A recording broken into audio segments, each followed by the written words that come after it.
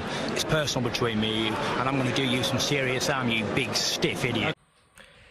The Untouchable True School Sports Empire proudly presents something the boxing game's been missing. Hey, what's going on? It's your boy BT, and I came here to talk some boxing with the thousands of True School Sports subscribers. Now, interesting stuff. You know, the Bob father, Bob Arum, he was recently doing some promoting for the upcoming April 8th bout as Shakur Stevenson makes his debut, his long-awaited debut, in the lightweight division against Japan's very own Shuichiro Yoshino, and that'll be April 8th in Newark, New Jersey. So he was obviously talking about Shakur and things like that.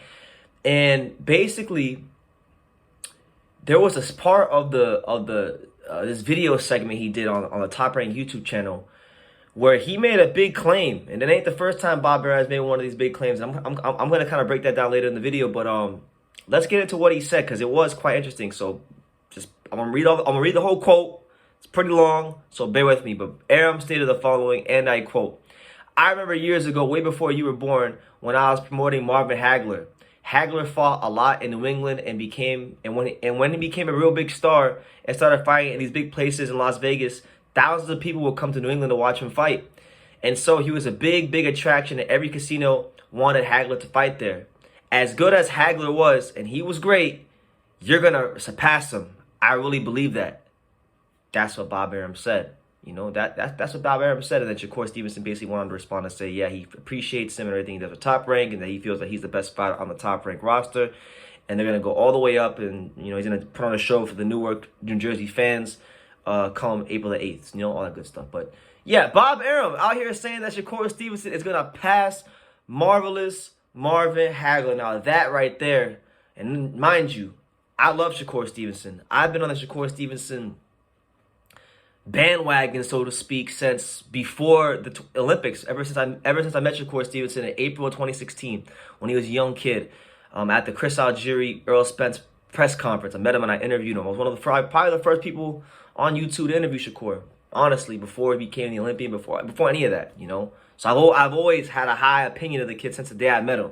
All right, but Marvin Hagler, that's some lofty praise. Now, I'm going to take it with a grain of salt. I feel like Bob is just doing this so people like myself and the media can talk. So congratulations, he's accomplishing his goal.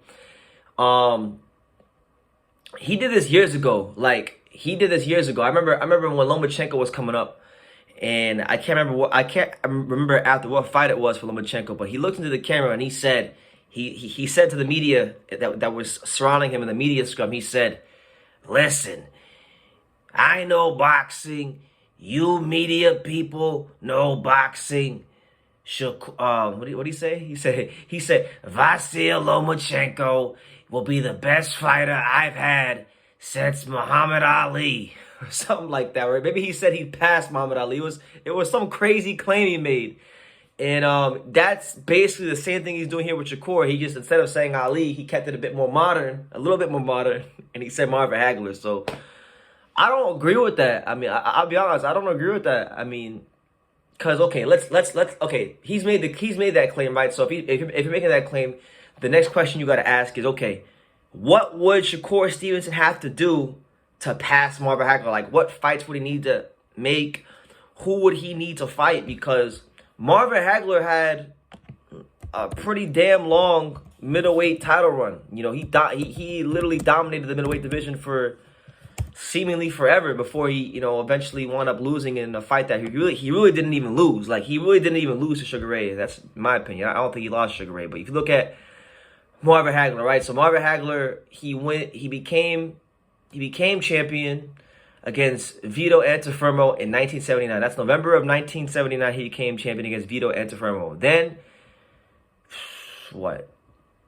One defense. Let me see.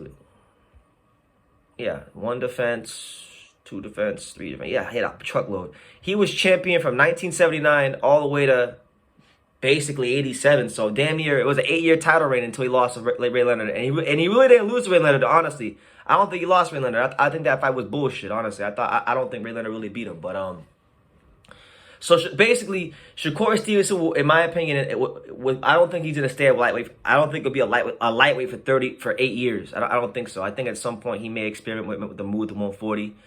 But I think Shakur Stevenson, in order to pass Marvin Hagler, he would have to definitely become undisputed champion at 135. And he would need to at least, let me see, because Marvin Hagler made what? How many times did he defend the belts as 3-belt champion? See, Duran, he became undisputed against Duran, right? So 1, 2. Yeah, like Shakur is gonna need to like at least dominate a weight class for like 5 years minimum to even get in the neighborhood. Forget even passing him, to even get in the neighborhood of being discussed about passing Marvin Hagler. Shakur Stevenson would have to literally become undisputed champion at 135, and then I think he would have to dominate the weight class for 5 years. So from now, so let's just say, right, he beats Ichiro Yoshino. He then fights, what, Devin? Let's say maybe he fights Devin Haney at this time next year. He beats Devin Haney at this time next year, right? From that point forward, so from 2024, he would need to at least dominate 135 from 2024 to 2029 to at least just get in the neighborhood of being in the discussion with Hagler. Because Marvin Hagler, that's a hard standard to live up to for any fighter, because Marvin Hagler literally, not only did he have the hardest path to a world title, one of the hardest journeys to a world title of any fighter ever, because he didn't become a world champion until like his 51st pro fight. Guys were ducking and avoiding him, and he didn't have the promotional backing early in his career. He was fighting in these gymnasiums in New England early, so he had a hard path to the world title.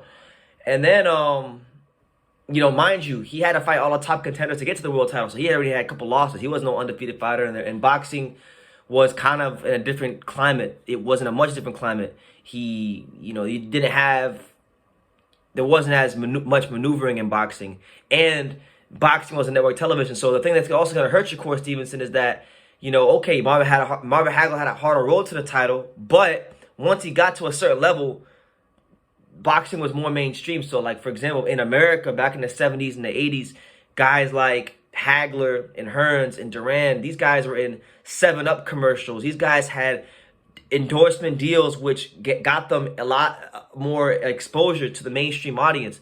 Shakur Stevenson and most boxers are not having the opportunity because boxing is just not as mainstream as it once was.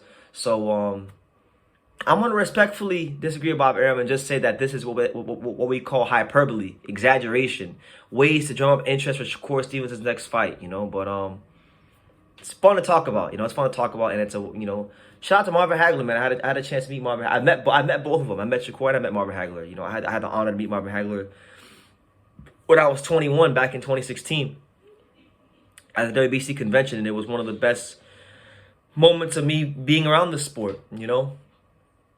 I couldn't quite grasp the moment of meeting Marvin Hagler and what it truly meant when it happened, but as the time went on and I really sunk my teeth into who Marvin Hagler was, wow, I can't believe I met him. But anyway, that's the news. Bob Arum claims that Shakur Stevenson will surpass Marvin Hagler, so make of that what you will.